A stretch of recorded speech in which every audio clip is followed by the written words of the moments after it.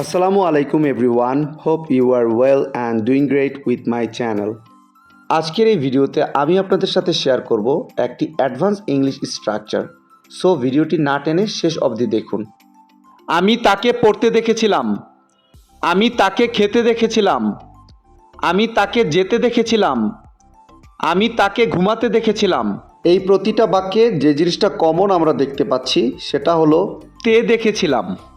So যখন আমরা কোনো সেন্টেন্সে এই ধরনের বাক্যগুলো দেখতে পাবো সেক্ষেত্রে আমাদের ব্যবহার করতে হবে ভার্বের পাস্ট ফর্ম স।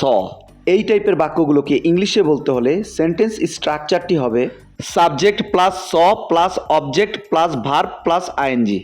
চলুন তাহলে এই স্ট্রাকচারটি দিয়ে এক্সাম্পলগুলি দেখা যাক। আমি তাকে পড়তে দেখেছিলাম। I saw him reading.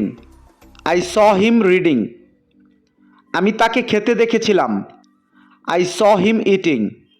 I saw him eating. আমি তাকে যেতে দেখেছিলাম।